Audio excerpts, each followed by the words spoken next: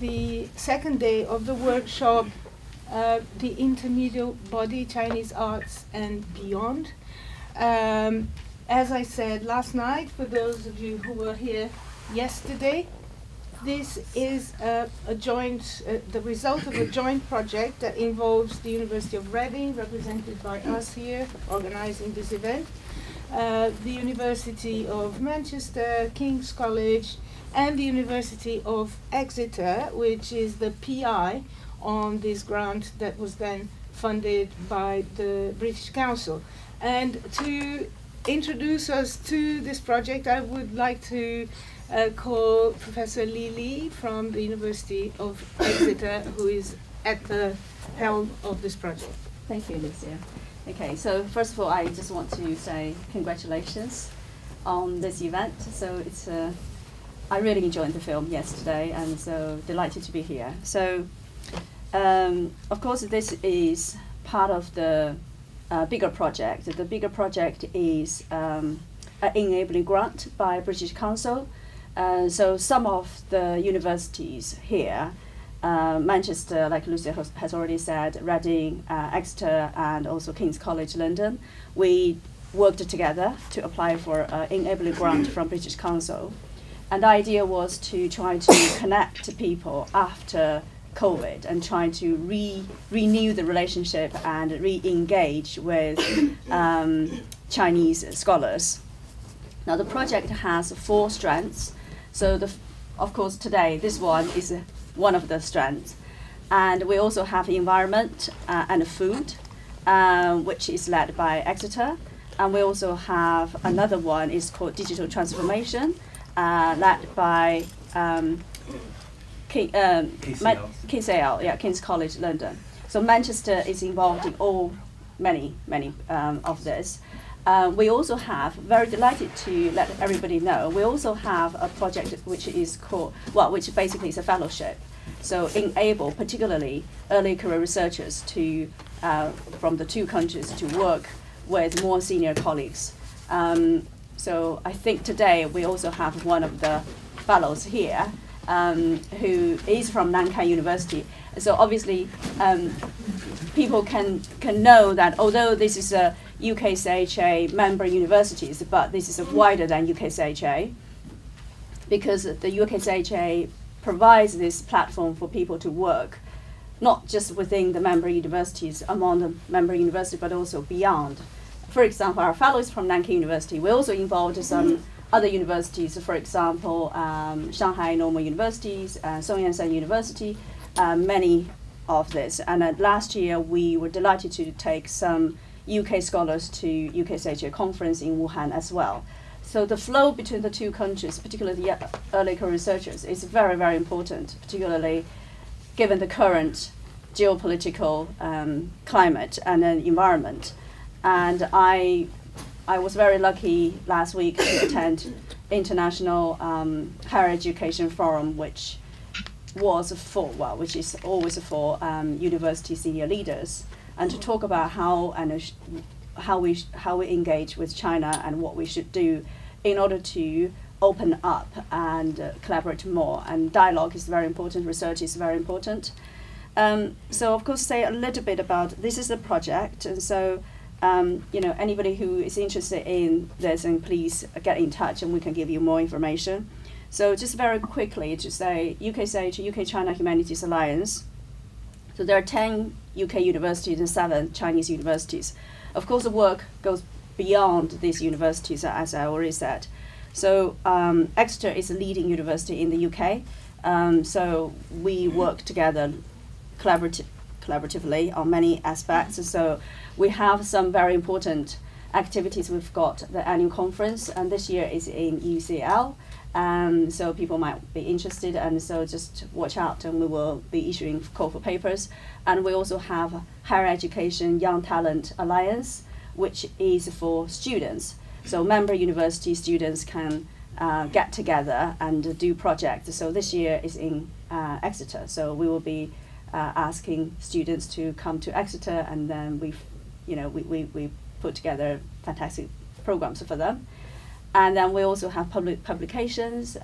So of course, members will work together to apply for funding and do projects and so on and so forth. So yes, so this is everything. So I probably should have introduced myself in the first place, and I just assumed that people always know me, but actually people don't. So of course, apart from leading this UKCHA UK part, and I am also Associate Pro Vice Chancellor for Global Engagement at the University of Exeter. So I'm in charge of humanities, arts and social sciences, and so this is a particular interesting to me because we also have film, drama and performing arts and in my faculty, and so yes, very delighted to be here. So good luck with today. So I'm sure it's a fantastic program.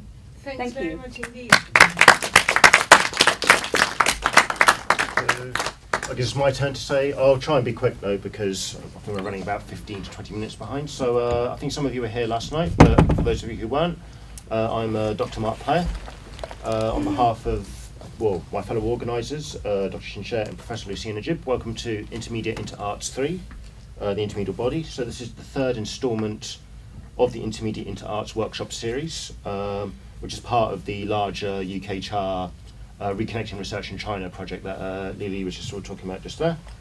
The Intermedia Interarts series began at the University of Reading in 2019, where academics from UK, China and Hong Kong universities sort of came together to discuss issues of intermediality within Chinese arts.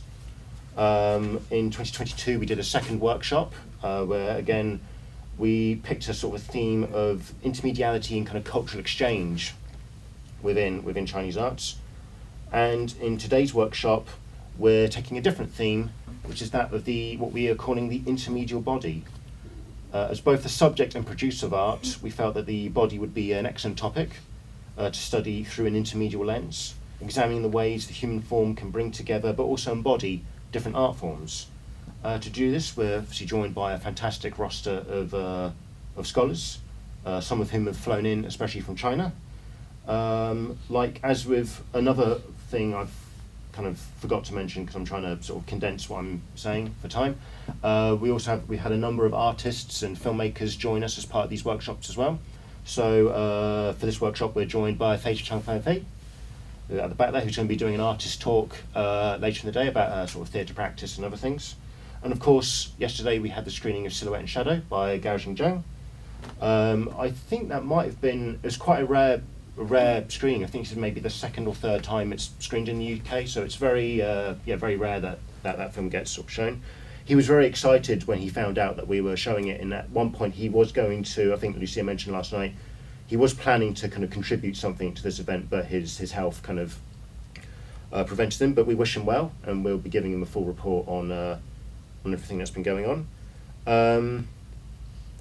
So I guess just a little bit of an overview of just how today's going to run. It's going to be a little bit weird now because I think all the times are going to be shifted a little bit, but I guess we're just going to have to improvise with that.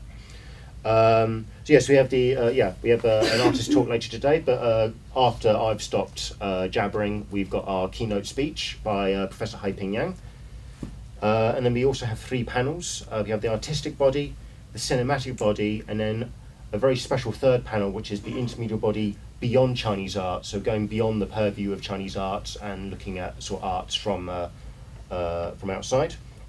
We do have a couple of breaks scheduled for today. We will be having some tea and coffee stuff dropped off outside the front for our, we have a break, should have been 11, but it's probably going to be slightly after that now, and we've got an afternoon break as well. We'll be breaking for lunch, should have been 1, but again now might be slightly different. Unfortunately, we're not able to provide lunch for everyone, but it's I'm guessing we're still going to do a 90-minute lunch, or are we going to sacrifice the lunch, or see what happens. See what happens. Okay, so there should be plenty of time to get stuff sorted out. People who are speakers for the event, we have a plan for you, so don't worry about that. But we don't have a plan for everyone, unfortunately. I'm going to finish with some quick thank yous. Obviously, thank you to my co-organisers for all I don't think we could have done any of this. Could have been done by ourselves. Very much a team effort. Thank you, obviously, to Matthew Barrington and all the people at BIMI for graciously hosting the event and for all the support. The British Council for their continued financial support of reconnecting research in China. Hangzhou Normal University, who have co-sponsored this event and have helped pay for flights and things like that for people. Appreciation, which is a gallery in Singapore that very kindly loaned us the film to screen last night. Professor Mabel Lee, who gave her video introduction. Again, I think she was wanting to be more involved, and then she's in Australia, and she's also like 85 years old, so I think it just wasn't practical. And also to our speakers today. So yeah, Sir Fei, who'll be talking later. Our other Chinese collaborators from the UK China Humanities Alliance. So Yang Haiping, who is online, and hopefully you can hear all the nice things I'm saying. Professor Orong and Jin Haina, who is in the room.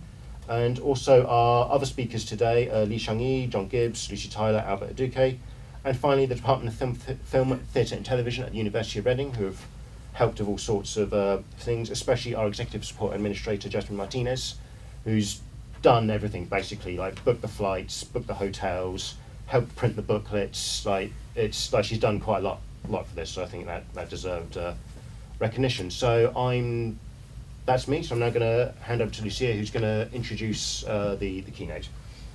It is today a huge pleasure for me to be able to introduce our keynote speaker of the day.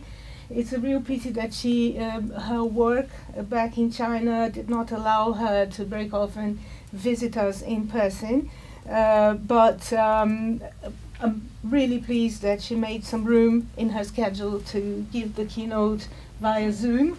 She's in China at the moment. My relationship with Haiping goes a long way back. I met her for the first time in 2010 at a conference in Hawaii about Brecht, organized by the Brecht Society.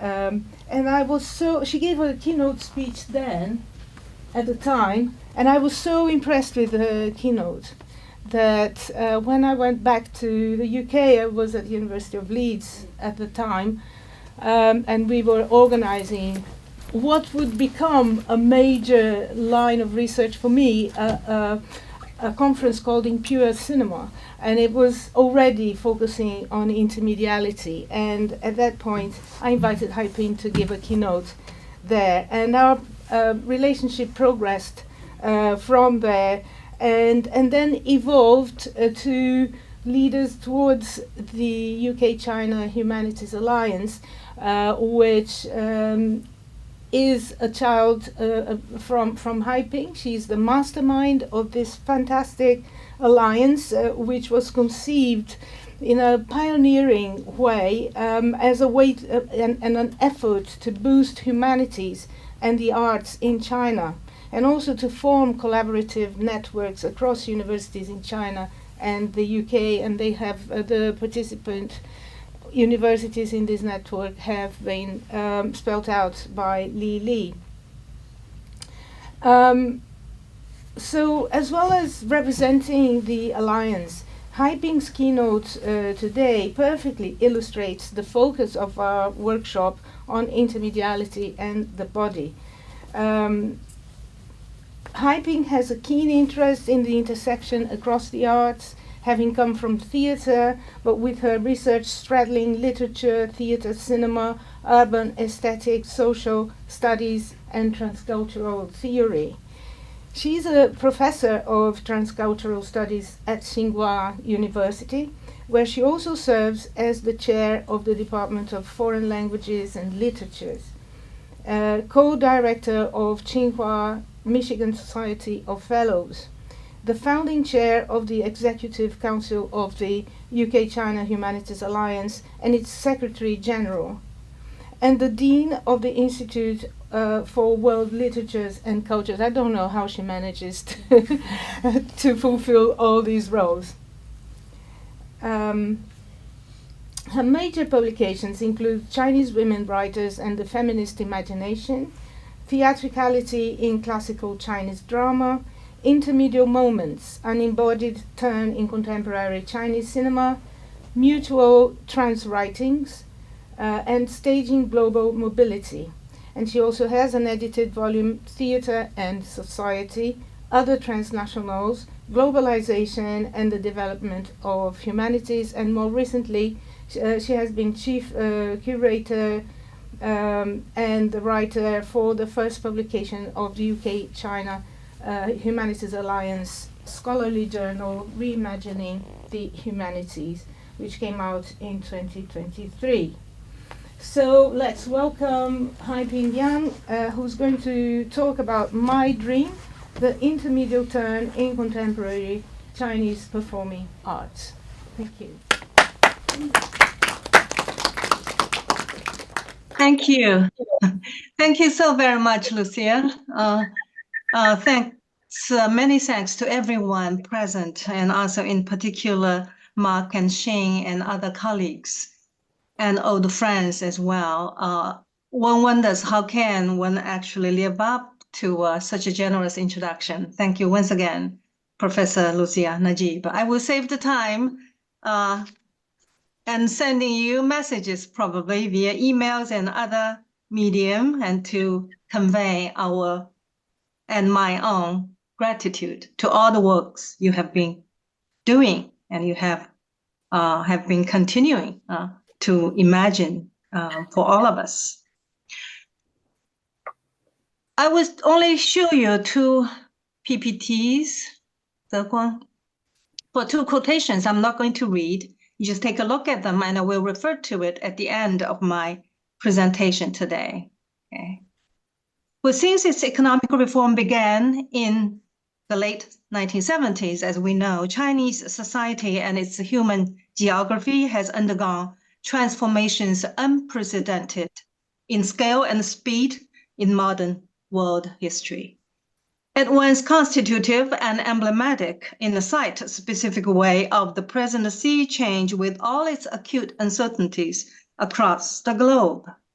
Some of the questions therefore arise in the minds of many, but for today's talk in particular within artistic communities in China, what kind of cultural resources, for example, might one be able to draw on or re-envision to generate the site-specific images and or imaginaries needed for critical mapping and remapping of such uncertain conditions?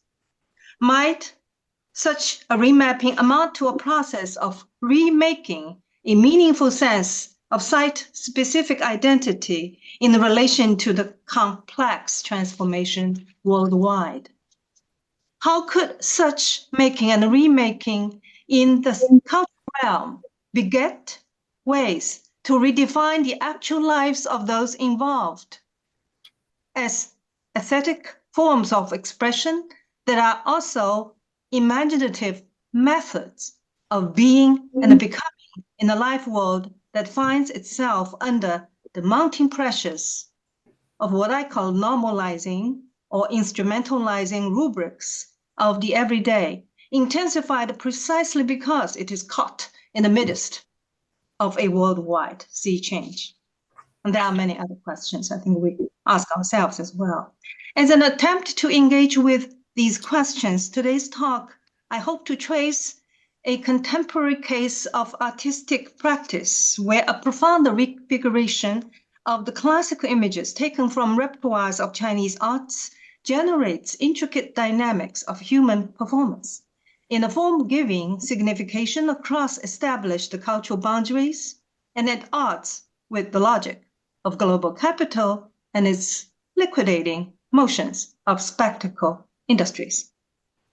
These artistic practitioners are, quote unquote, the special artists as they call themselves, of the China Disabled People's Performing Art Troupe, who come into the view of the audiences in and beyond China with My Dream, their seminal work in the genre of Chinese gewu, music and dance performance, comprising poetry, song and dance, and scenes of theater and music.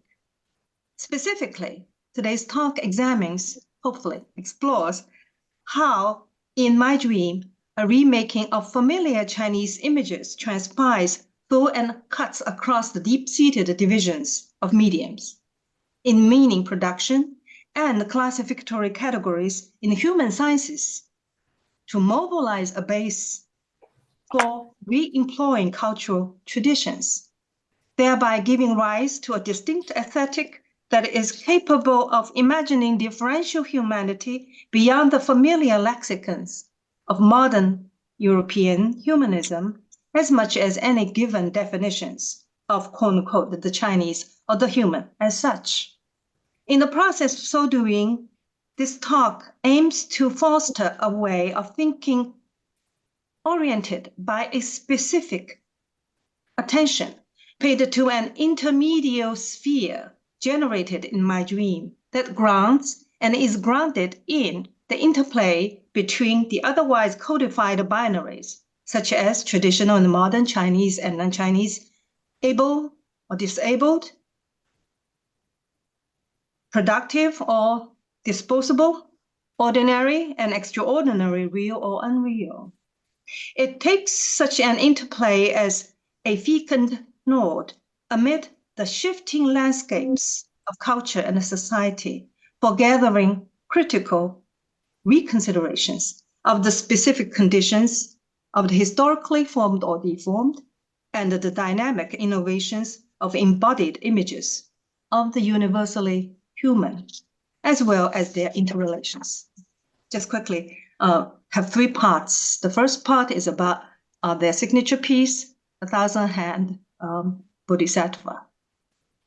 Now, one may state at the start that these special artists have shown a particularly acute sensitivity to the stakes involved in such an interplay that is irreducible to the routine binaries and their dividing functions in art as in life. And they have endowed the complex fluidity of such interplay with their performance practices over the past several decades. The radical innovativeness of these performances, unprecedented in Chinese performing arts, calls for analytic tools that are not readily available in established convention. The discussion below focuses on the third version. I want to emphasize this particular version of the live performance of my dream in year 2005, attended by primarily urban audiences that included a number of those considered to be impaired. This version of the performance has remained the foundation for all subsequent live performances. Now, given its title, one might consider whether my dream is about human dreams in a variable or generalized sense, or indicative of personal desires, political visions, artistic impulses, or some combinations of all of these. As a creation of Chinese artistic troupe, such a performance might also be assumed to stage a China-specific dream, however configured. The performance indeed begins with a traditional Chinese iconic image as the curtain rises, 1,000-hand Bodhisattva, embodied in 21 women and men with an average age then of 17, is illuminated in sync with 3 strikes of a temple bell with which the work of mobilizing the Bodhisattva commences. Standing on a lotus-shaped dais against an archway designating a gateway to enlightenment, and following Cai Lihua, the lead dancer. The dancers move their arms in alignment. Yeah. Is the sound okay? Haiping, we need you to pause for a moment so we can resynchronize slides with you. The slides are out of sync, I think. The slides. Yeah, well, the slides. They also look a bit. Oh, there we go. Okay. Because our call dropped out for a few seconds a minute or two ago. I think we've kind of. Well, I think we might be caught up now. Yeah. Is it okay now? Yes, thank you. Should I continue? Mark? Yeah. Yes, please. Yeah. Sorry about that. Okay. All right. Okay. Following Cai Lihua, the lead dancer, the dancers move their arms in alignment to articulate an opening of the realm and to reveal the state of 1,000 hand. Their gestures and movements, meticulously synchronized with music, amounts to a bodhisattva coming to life in dynamic rhythms and subtle variations. When two drum beats signal the second movement of the music, marked by a tonal shift, the image collective registers and visualizes this shift by nimbly stepping down from the dais, entering the center stage area and morphing into a spreading ensemble with alternating blockings. Deguang, is the slides moving? Is the PPT moving? Accented by, I'm going to continue. Okay. Percussion instruments, the dancers circle, spin, slide, and step while their energies continue to be concentrated and lead them back to the dais and the gateway upstage. I hope you can see that. The music then moves into its third movement to accompany the festival greetings and cosmic blessings that the dancers embody and send to the audience. As the 21 dances culminate in a constellation of bodhisattva, a lyric recitation follows to conclude the performance. I quote, "Love is our common language. As long as you reach out your hand 1,000 times to help others, 1,000 hands will reach out to help you." The realm of this designated sphere is indicative of a cultural or religious tradition in China that comprises the suggestion that human world is savable by an ethic of mercy and kindness as the passage to transcendental enlightenment. Aesthetically, it falls into the genre of classical Chinese dance, with its origins in court religious or popular rituals and centered on the logic that human energies essentially move in variable cycles, manifesting the cyclical nature of the world as the way of cosmic harmony. It has flourished over the centuries with a choreographical vocabulary that expresses this logic. Now, if this piece were a mere propagation of the mercy of the Bodhisattva set in a classical lexicon of cosmic harmony and as a display of icons of Chinese Buddhism that are often coupled with traditional moralistic sentiments or concept of philanthropy in its modern interpretations, the aesthetic meaning and the power of the piece would remain indistinguishable from artwork of a function of social domestication, whether imbued with religious imagery or its secularized thematics. Chinese civilization has no shortage of canons of such moralistic artwork. The thousand hand moves beyond the logic of traditional manifestations of Bodhisattva, their usual configurations, and their familiar receptions in Chinese cultural history.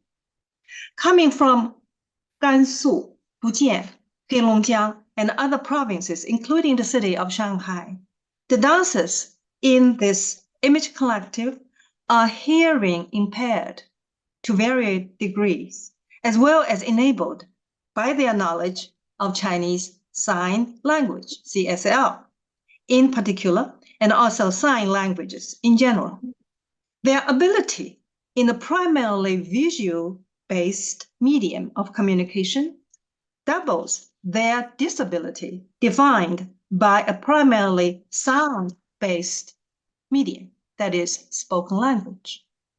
While visual-based communication is vastly understudied, in my view, in the modern production of knowledge and human sciences, sound-based communication has long been naturalized as the measure of human expressive normalcy. Moving on stage, these special dancers hold the key to their dancing in their arms, palms, and fingers. In the first movement of the piece, for example, the dancers extend and withdraw their arms in a diachronic sequence while using their fingers to maneuver and intensify rhythms, so intricate that lead to the full extension of their arms in a synchronized display of the eye-shaped adornments attached to the center of their palms, designating an all-seeing body Buddha sattva.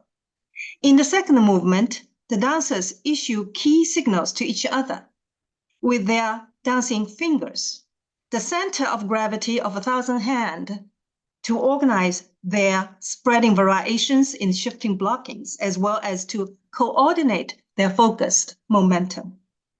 At two defining moments in the third movement, the dancers indicate the auspicious time by gesturing Chinese New Year blessings and evoking the spirit of Dunhuang Caves by embodying its best known frescoes, both of which are completed with the meticulously emphasized expressiveness of their arms and hands and the suggestiveness of their fingers.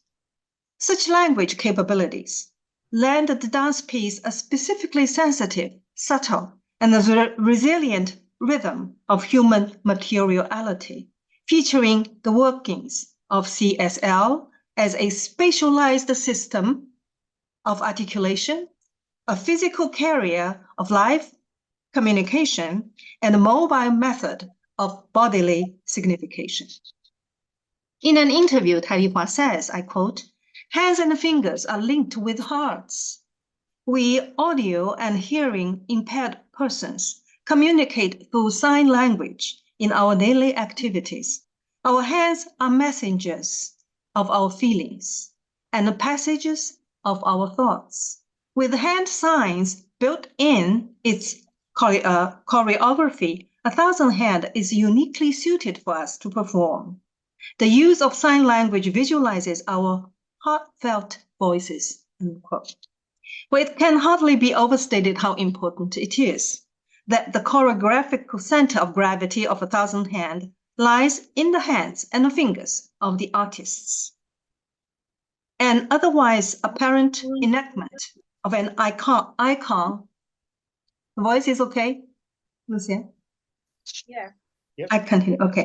Taken from the repertoires of Chinese tradition with the familiar choreographic vocabulary of classical art, 1,000 Hand re-inscribes such a reenactment as it actualizes and illuminates the special ability of the artists.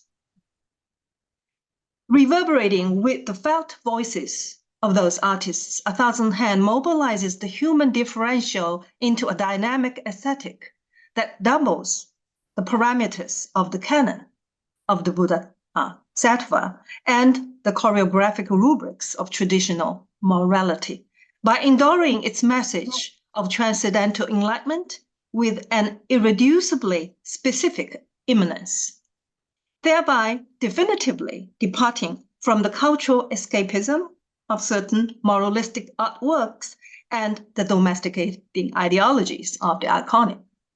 Now, such a doubling, one may argue, amounts to an art that interweaves as much as it rethinks the connotations of different mediums or medial systems of human signification in a live performance.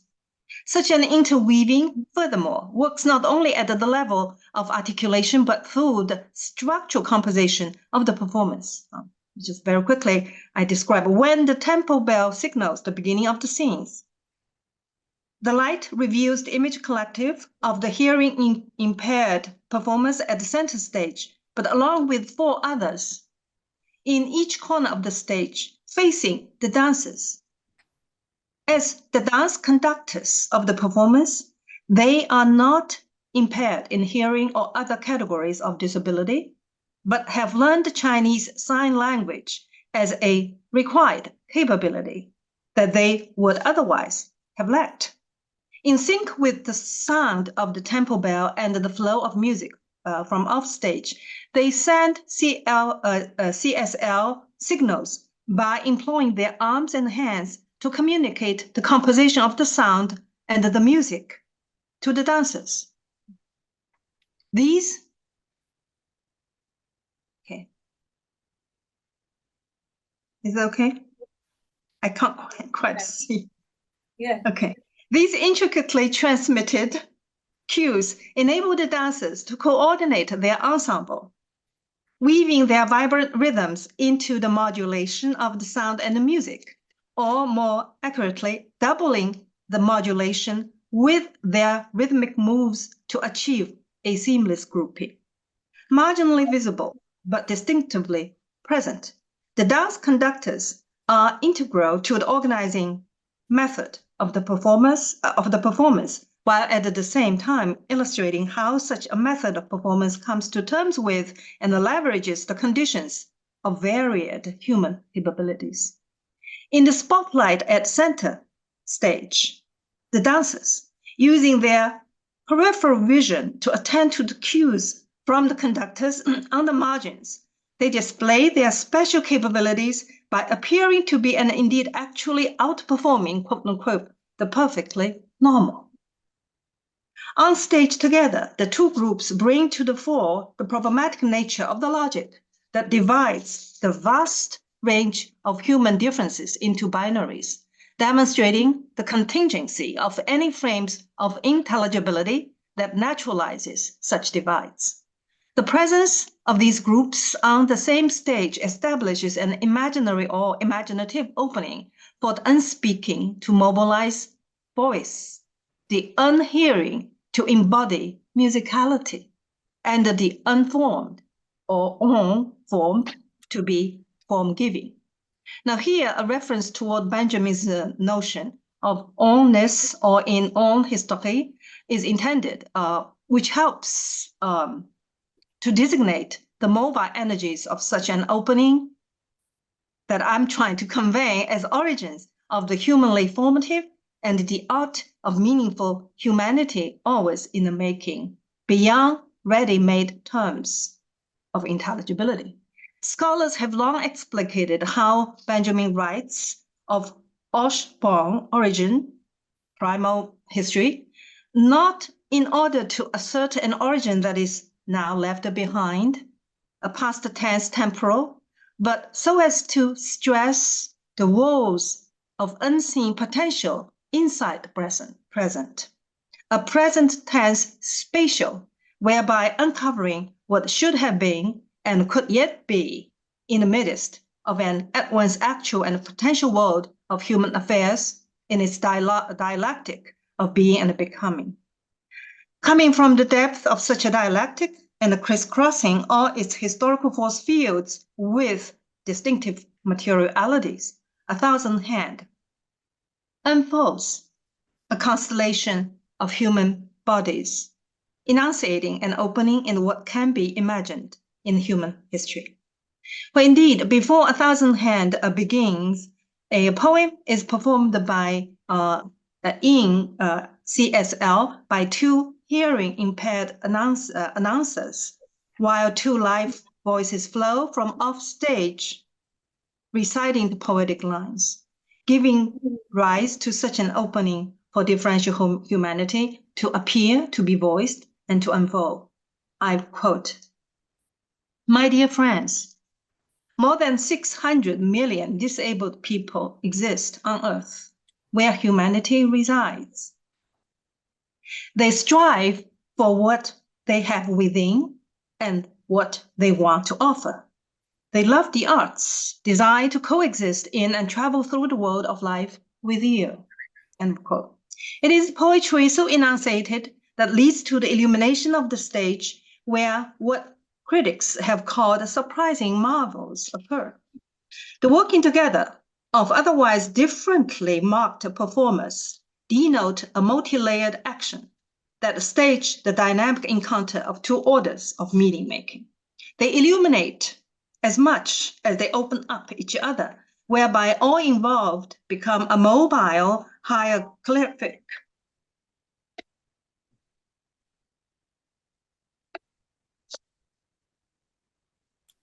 Pregnant with unprecedented possibilities for being human in live performance. Okay. About 1/3 of the pieces of my dream comprises such a mobile hieroglyphic as an opening. For example, butterfly, as you can see through just on the on the screen. I believe it's there. Yellow Earth and so on. A layered intermediality is at work. I think we can focus on some of those images, right? And given all the specialists in the audience, I will spare you more articulations of the details. Is at work as the essential glue of the choreography and its performing ensemble. As traditional images on stage are infused with differential human denotations, evocative of unexpected rhythms and previously unknown capacities of the living, an aesthetic revolution begins to transpire, providing critical reflections, provoking critical reflections on the unknown beyond the limits of the normally known and across their normalized divides. Second part. Now, this aesthetic revolution, as I call it, does not occur in the cultural void, of course. The ways in which it is entangled with the mechanisms and codifications of the world require further attention, particularly when its special artists enter the spotlight of the so-called mainstream stage via artistic institutions, national theaters, public and political venues, sites of commercial markets and media networks, for example, and among others, both in China and around the world. Amid such entanglement and at the level of the aesthetic of performance, some critics have noted how, by playing with the vocabularies, images, rhythms, gestures, movements, so on, from the repertoire of the established classical Chinese arts, these unformed performers execute their performance with a meticulousness in being the perfectly normal, rendering themselves vulnerable to, if not commensurable with, the industry of the spectacles. Their differences at odds with the world can go unnoticed by or are intended to be unnoticeable for the mainstream viewers. A large range of the outpouring of praise reported by the mainstream media indeed tends to fixate upon how perfectly normal the artists appear in their performance in spite of being so disabled. Some other critics take such praise as evidence of their complicity with mainstream mechanisms, albeit a complicity that results from being perhaps manipulated, exploited, and or coerced. The subaltern cannot speak, in other words, not as a subject. Informed by such insights, one may further argue, however, that it is perhaps necessary to attend to the actual or possible efficacy of the specific ways in which these performers employ the expression of the mainstream arts to strike up a field of double vision that both subtends and exceeds the limits of what is being so employed.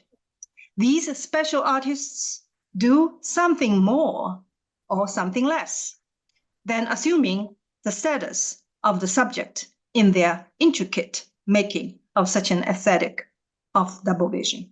They act, move, perform, mobilize intermedially. Can such performances be indicative and even transformatively enabling, albeit always mediated deeply and variably?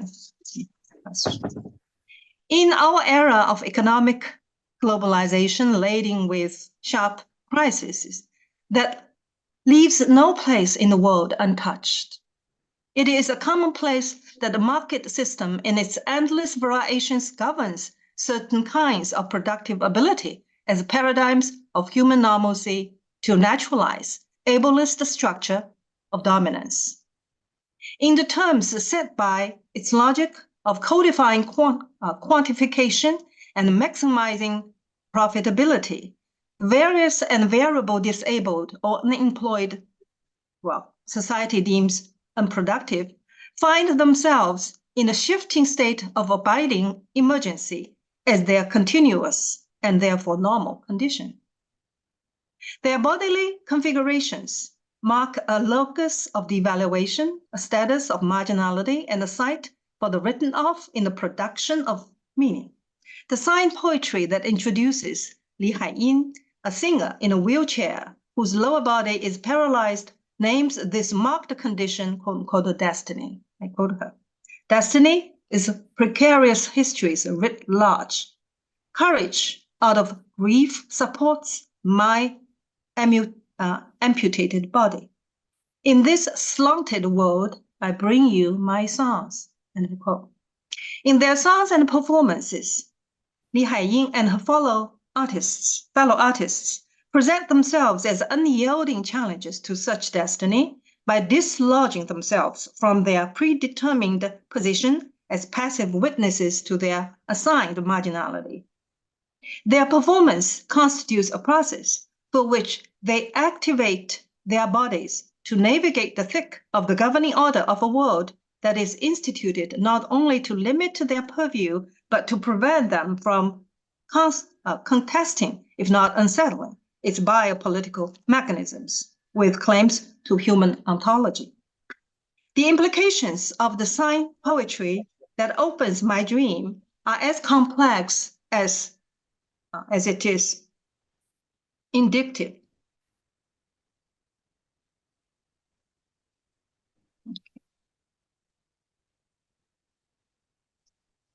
I quote, "Today, we will present to you an unusual performance. Every dance piece you're going to see is made of rhythms and beats from the bottom of our hearts. Every musical tune you're going to hear is made of the hymns and chants floating in the river of our blood. In other words, my dream is an aesthetic praxis through which differential rhythms of humanity in life emerge from the normally unseen corners with unusual energies, expanding not only the realms of the visible and the possible, but also the boundaries of the probable and even beyond the limits of the prevailing frame of intelligibility." Now, this is an arduous process at the most basic level, and extraordinarily labor-intensive in its most creative sense. All the above-mentioned pieces and more produced by the troupe require particularly intensive human endeavor, indeed. Much publicized stories in China about how the unusual demands of the training process that these performers have undergone, intended to promote their quote-unquote Chinese virtue of being diligent and hardworking and so on, can be indications of excessiveness, verging on questionable treatment of these young people with clinically defined disabilities. And even music, presumably, the least demanding of all the mediums for these performers, could not have flowed the way it does in my dream without a special kind of intensive learning and practicing. One way to approach the special dynamics of such labor-intensive endeavors and render them legible is via the notion of surplus value. The academic revisiting of Marx's theories on use value and exchange value over the past decades have yielded some fruitful, important results. For example, Gayatri Spivak's piece on Scattering's speculations on the question of value remain very useful. Well, one still know, though, however, can consider further. That is, confronting the destiny of being one version of the exploited body of surplus labor, caught in the mechanisms of a modern normalcy, these performers at the same time bring about something really more in the midst of their performing momentum than what such a destiny might dictate. Another surplus, as it were, in the process of meaning making. Self-identified as special artists, these performers present themselves as ardent learners who love the performing arts, endeavoring to better their own lives and the artistic stage in a slanted world and unyielding to their destiny inscribed therein.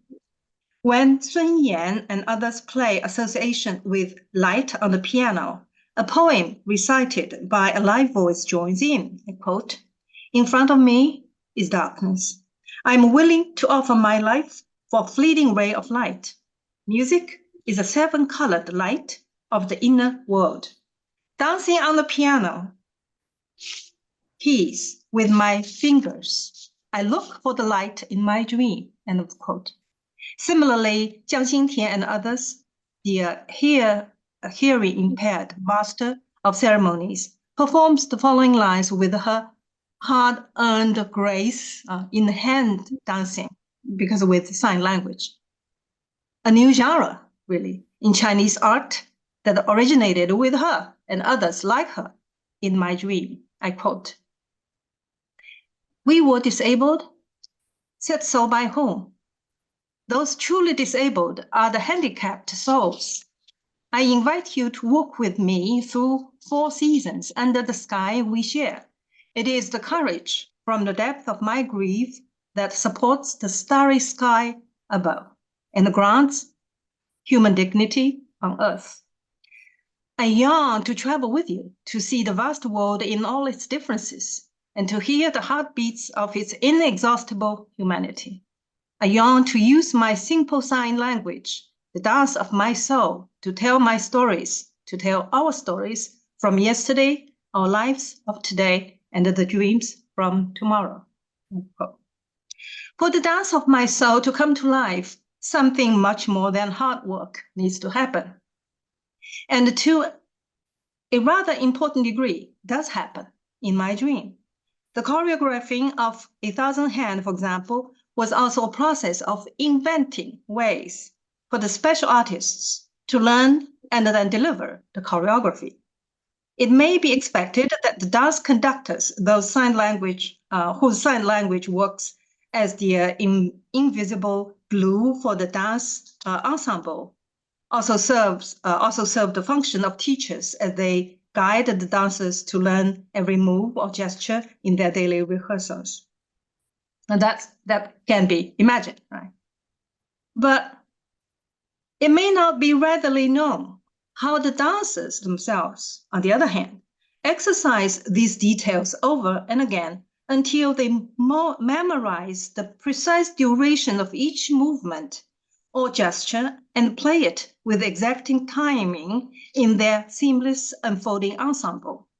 The foundational part of such learning performing is accompanied by an intermedial method invented and practiced by performers. They stand barefoot on the wood floor as the conductors beat a large drum. The resonance of the drum beats transmits the rhythm to the wood floor and reaches the bodies of the dancers through tissue conduction. As the rhythm of the beat warms up their feet, legs, torsos, necks, arms, spines, and the rest of their bodies, they begin to respond by mobilizing their energies, physical energies, in relation to the wood, the drum, and each other. It is through this methodological innovation that they interweave themselves with the music and the dance rhythm, and increasingly and ultimately turn into not only special dancers, as many see them, but the soul of dance and the live performance itself, as they aim to be. As this process unfolded, these hearing-impaired performers in the middle of such a process found themselves both in tears and smiling. The conductors at first were concerned, but then, as it also happened, found themselves in tears and smiling as well, without the need for explanation in this interdynamics of 2 distinct groups. Emerging with the courage from depth of our grief, as they put it, their performance together amounts to a collective activation of their existence, moving and motivating them to firmly participate in, fully inhabit, and remain at odds with a world so slanted in its ways of ordering human destinies and dictating social relations. Taking the depth of grief of those disabled by their marked destiny seriously, one could wonder whether such an intermedial performance via methodological innovation to transform the slanted world may appear to be an attempt to transform the untransformable. For example, is it too utopian-oriented on stage as in life? However, one may also consider such an endeavor as in fact being inherent in or internal to the idea of modern destiny itself, as the enterprise of modernity in its normalized human paradigm carries within itself the stipulations for the human individual to make or overcome what ought to be by the definition of destiny and unmakeable or untransformable.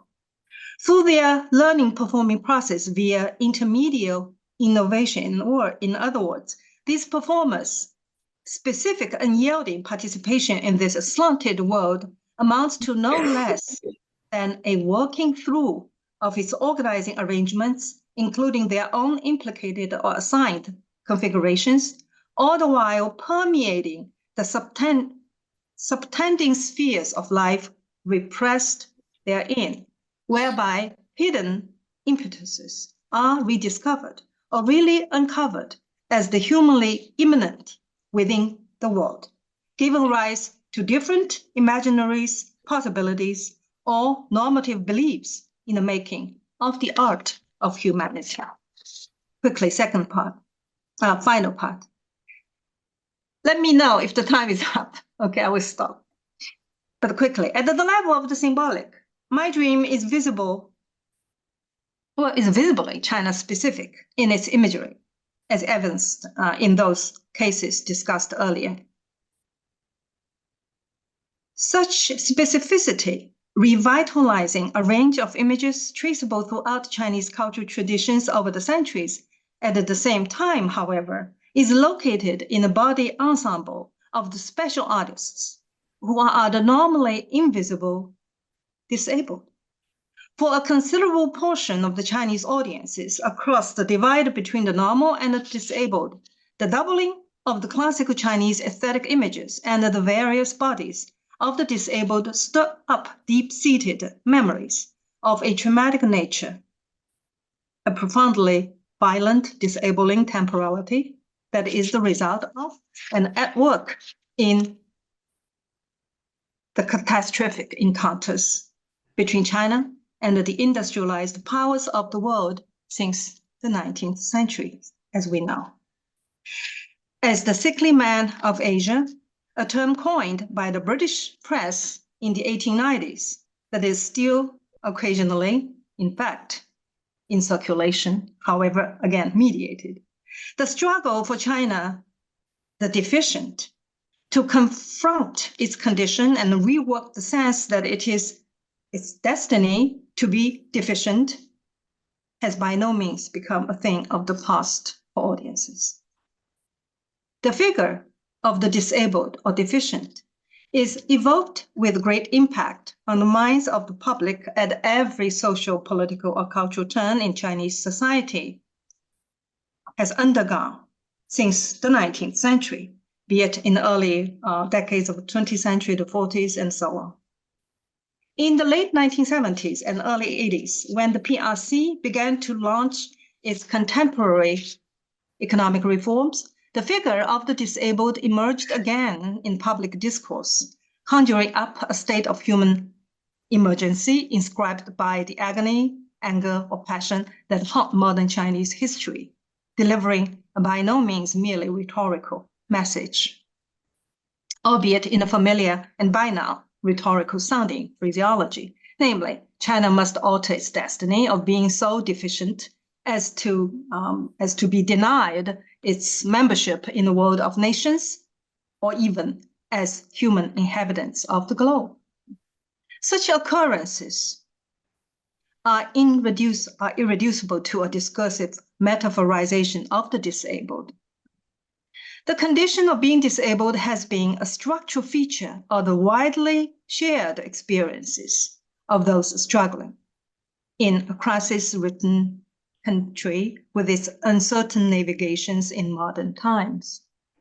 The imagery mobilized in my dream, in other words, has touched a nerve related to such experiences in all its massiveness and messiness as ever layered and ever raw fabrics of emotion, or in Raymond Williams' phrase, structures of feeling, in its Chinese audiences, as well as in related communities beyond China proper. An opening in meaning making with China-specific image in this sense is re-inhabited by those differently touched as resonating constellations.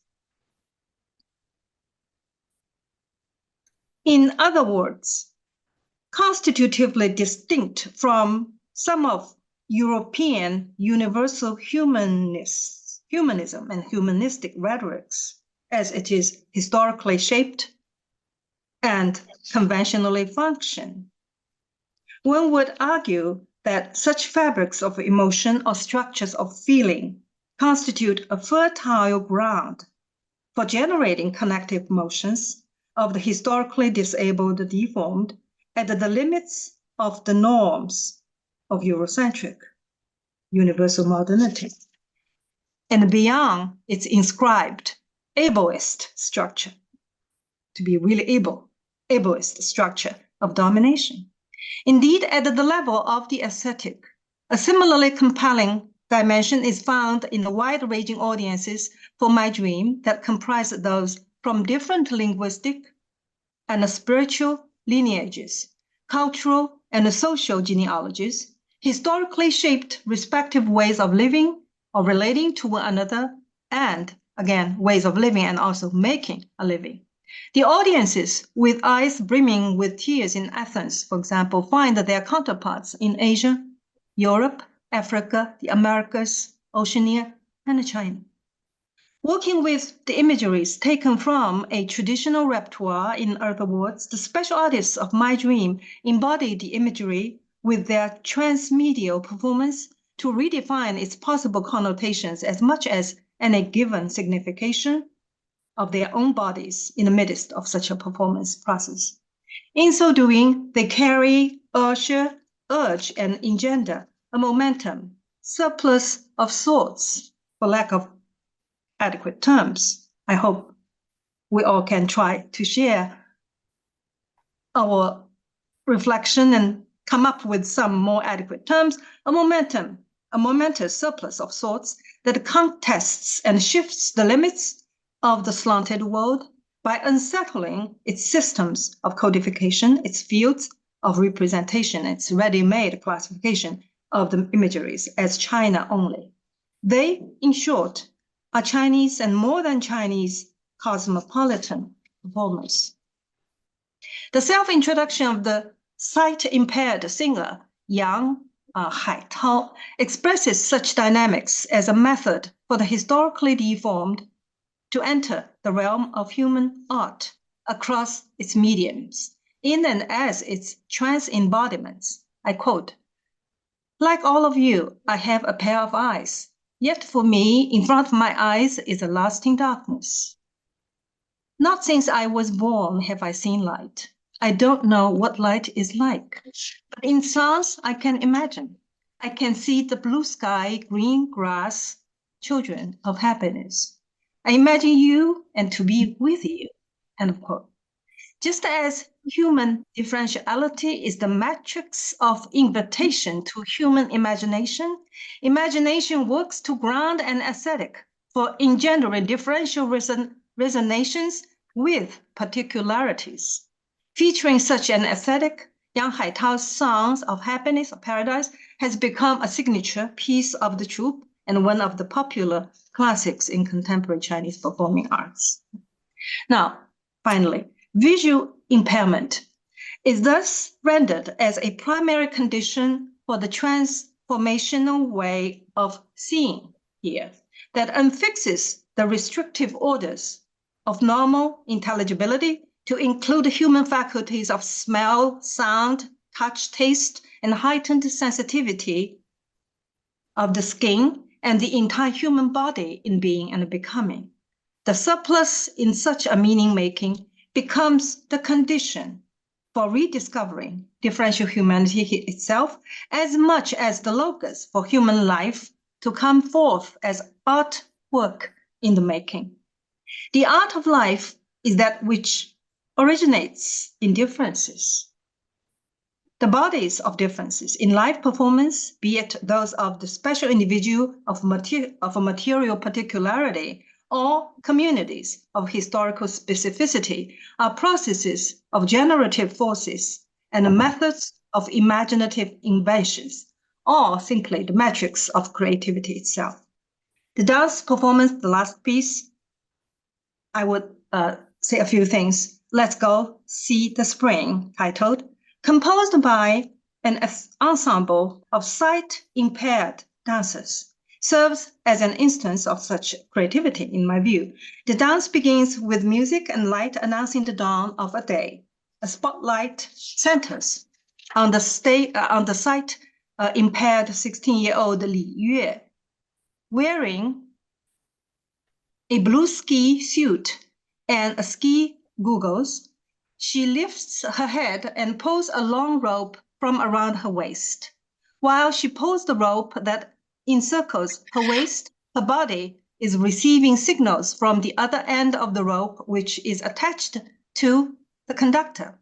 As the rhythmic music passage rises, Li Yue makes gestures with the end of the rope in her hand that beckons her sight-impaired co-dancers to begin.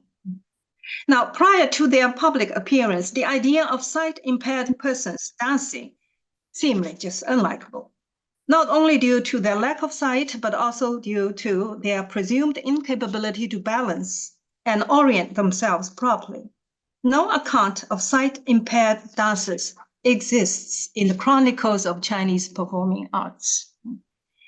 But though these dancers could hardly walk without the help of others at the beginning, they have learned to enter the world of dance by studying the choreographer's hand-to-hand and body-to-body instruction, memorizing the felt movements of the choreographer's body, internalizing the rhythms of the music to the extent that they are in fact interwoven with their own bodily sensations and indeed with breathing itself. The rope around their waists serves to direct them. Their walking sticks produce the beats that guide, urge, and sustain them. Ultimately, they stand up straight and start stepping, dancing, and creating a stage full of unprecedented human movements. They have turned themselves into embodiments in transformation. They are trans embodiments capable of materializing a vision of differential humanity. Now, this whole piece is about seeing, right? So in the second movement, when the light shifts to red, the dancers move through a passage that simultaneously is an unfolding of unprecedented ways of seeing. The music softens from a march to a sound, to the sound of chirping birds.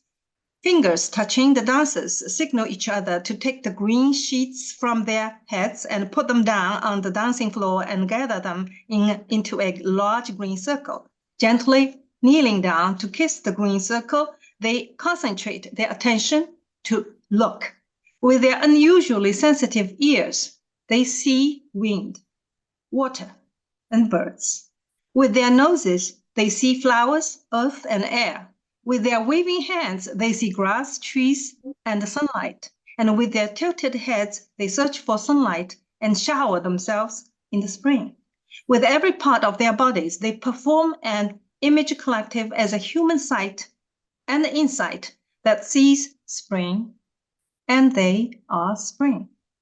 The introductory sign language poetry enunciates this performance as an innovative, quote-unquote, insight of the spring that had not previously existed. Such an insight bodies forth and mobilized in limits-crossing performance, one may further suggest, produces a previously unknown human cognition. I quote, my nose tells me spring is moist. My ears tells me spring is festive. Someone tells me spring is colorful. With my hands, I will touch spring. With my heart, I see spring. But this is the underlying message of the lead dancer's comment. I quote, spring is the liveliness of the world made with every human faculty that is alive, end quote. The third movement of the dance foregrounds spring as the world generated by and with those dancers in live performance. The sign language poetry potently captures such a spring with an inviting and challenging message that alters the very conditions, the very definitions of blindness and insight. I quote, in front of us is darkness, that means the blind see. In front of you, we are beautiful, that means look at the blind. We dance awkwardly, look at the blind again. When we dance, we are happy. Here is the blind see. It's a very complicated process. With all the devices in their hands, used in varieties of ways, in sync with their body movements, turning into a movement of creative seeing. Their dance beckons an unprecedented sphere and category of spring. Indeed, performance, only life, is in the present. To be alive is to be the trans embodiment of life as it is given in the slanted world. The eye-opening performances gather previously unknown strength of human creativity into the focus of a world so trans-embodied intermedially. If one takes such aesthetic as the kernel of my dream, there are a number of other works, and I don't have the time to go into. This work is then both an illumination of the art of humanity as an idea and its trans-embodiment in practice.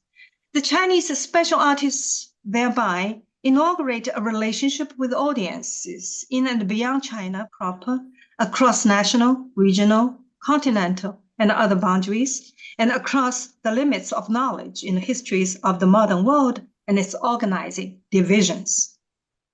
When and if audiences of the divergent backgrounds divergent formations begin to feel, hear, touch spring with their hands and feet and smell the rhythms of spring, they begin to move into a differential sphere of performance, where human embodiments occur as transformational momentums in the making, as histories.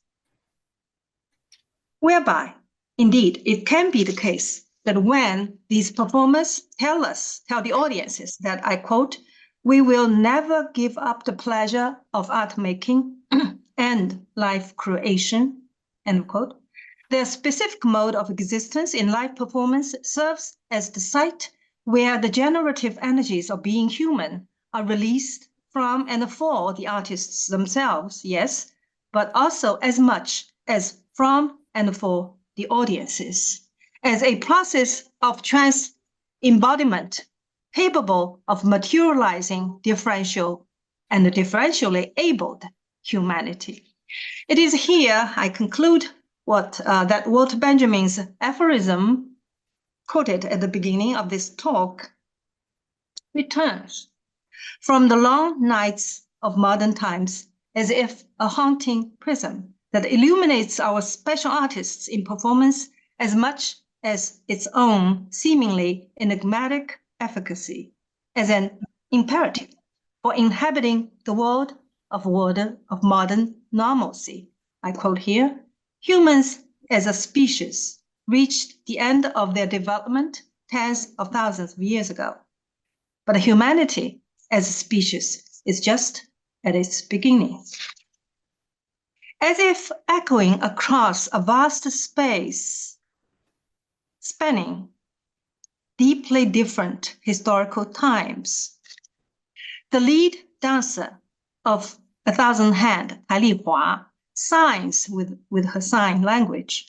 The following lines also quoted at the beginning of today's talk. I quote, "Being handicapped does not mean that we lack human efficacy or sufficiency. It is ultimately a human specificity as the intrinsic generative and general attribute of life itself." Herewith also lies the actual challenge of the opening sign language poetry performed by Jiang Xianjian. I quote, "Please walk with us to move closer to my dream." This is an invitation from the artists to themselves, as much as to all others, to become capable of seeing in the figure of the disabled a momentous center of gravity of trans-embodiments, a life-generating power with the ability to transform slanted worlds and destinies, and an invitation to share in this special art, I quote here, to gain an appreciation of the traditions of Chinese culture, but as a transboundary art to reimagine a world at another juncture of its history. Final few lines. Green seedlings, as you see on the slide.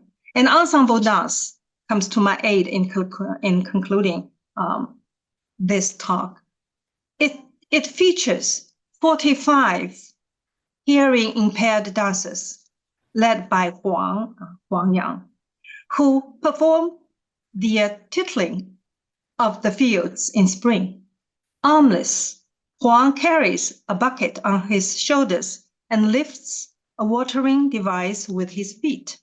In rhythm with the music, his sleeves flap in the air like butterflies, while his agile feet spread the seeds of growth across the stage, across the world. The ensemble dancers, all wearing straw hats, bend their bodies to plant seeds and lift their heads to wipe the sweat from their foreheads. The rhythms of the dance become the rhythms of life itself when, as the dancers spread the green seedlings across the stage, they release their heads and circle the stage in increasing intensity, indicating the changing of the seasons leading to the time of the harvest. The complete process from the planting of seedling to the harvesting of crops is laden with the full process of human life in live performance, as the origins and embodiments of creativity itself, mutually irreducible and mutually formative. Such a double process amounts to a vision of aliveness in movement, a mode of world-making in history, and a mobile constellation of Chinese images evoking scenes and scenarios and imaginations of trans-embodiments in the arts, where a living spring occurs and recurs in infinite varieties, inviting ongoing reconsiderations of the relationship between the conditions of the historically formed or unformed and the transformative dynamics of embodied cosmopolitans. Thank you very much for your time.